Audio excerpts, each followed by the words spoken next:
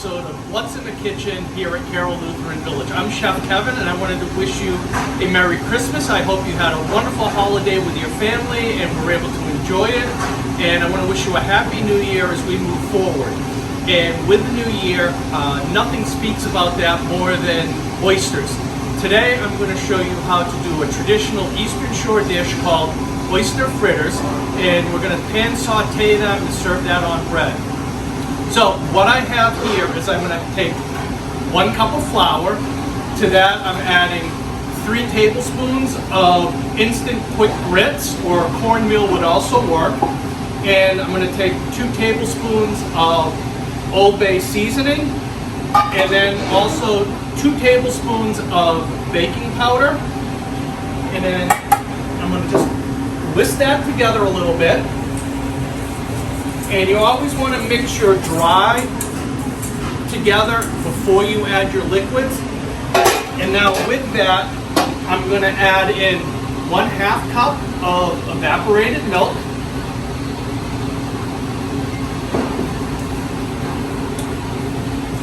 And then it's going to, I had gotten shucked oysters in, and I reserved what's the liquid, or in the kitchens and that around, they usually refer to that as the liquor. And I set aside about 2/3 of a cup. Depending upon what I want for the batter consistency, I may or may not need all of that. So I'm starting off with about 1/3 of a cup of that liquid. And I'm just whisking it together. And this fritter batter is really a lot like a pancake mix. It's going to be thin, and we're going to pan fry it. Now you can work with it there. I like it a little bit thinner than that, so I'm going to add that remaining liquor.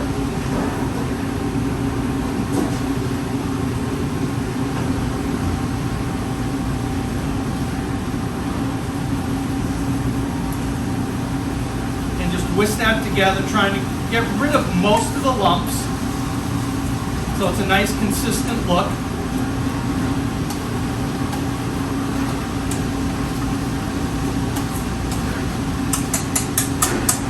And now that that's all whisked in, I start heating my pan. So I'm adjusting the heat a little bit on this burner. I don't want it overly hot. But while the pan's warming up, I'm going to add in 3 oysters. Now this quantity of the batter that I've mixed will yield probably about 15 fritters. And then I'm just going to lightly fold them in. And now that my pan's heated up, I'm going to add some clarified butter. And clarified butter is just butter that has been melted and separated away from the salts and the natural milk in the water that's in there. And there's a couple of ways you could do that. You could melt the butter, put it into a pan, refrigerate it, then lift that cold butter out after about an hour or so, and then lifting it away, it would have separated away from that. The way I do it is a little bit more like the Indian method of ghee, where I'll take that, put it on the stove, bring it to a boil until just about all the water is reduced out of it, and then I just pour it out of the pan, and what's stuck to the bottom is the milk solids. It's a little bit more to clean up, but it's a nice cleaner butter that way. And the reason you want clarified butter as opposed to whole butter is the whole butter is more apt to burn, as well as when you add it to a hot pan, it's going to splatter a little bit and makes more of a mess, and there's more of a chance of you burning yourself. So now that my pan is heated up, I'm adding probably about 1/4 cup, so about 2 to 3 ounces of butter into the pan. And as you can see, it goes in nice and clean without a mess. Now I'm going to take my 3 oysters,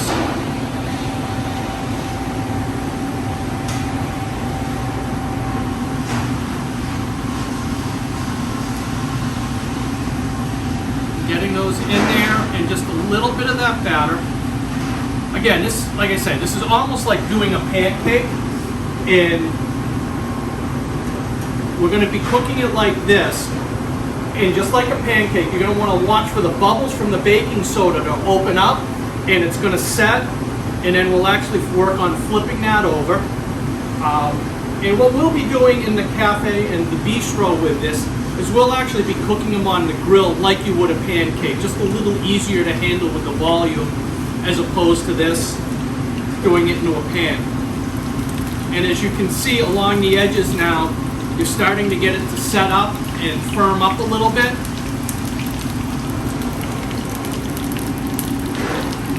And again, with oysters, the key to them is not overcooking them. Otherwise, they'll end up becoming very tough and chewy. And we like to keep them as close to fairly warmed as possible.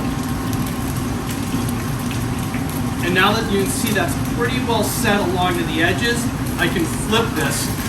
And because of the butter in the pan, you want to sort of tilt the pan away from you, give a little bit of a flip over.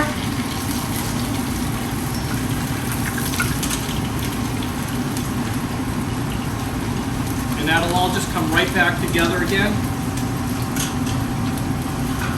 We'll do that. Now another way you could have done it, but because of the amount of oil, is you could have just flipped it into the pan, much like you've seen me do with omelets. And as I'll always tell you, it's always easier to clean it up off the floor than off the ceiling. So you don't want to do a heavy flip, but when you do it, it's tipping the pan away from you, and just a tiny little flip back and forth onto that. And that one was a little too much. But again, you can fix that and take care of it. Not a problem doing that as well. Got a nice golden color onto that. And if you happen to look, you can see the oyster is just starting to open up a little bit there and peel apart. And that's really where you'd like that to be cooked at. And what I'm going to do is I'm going to give that one more flip just to make sure I get that whole oyster that was in the middle all cooked apart.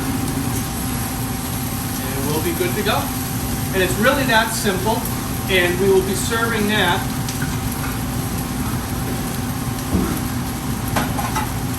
open face as a sandwich style.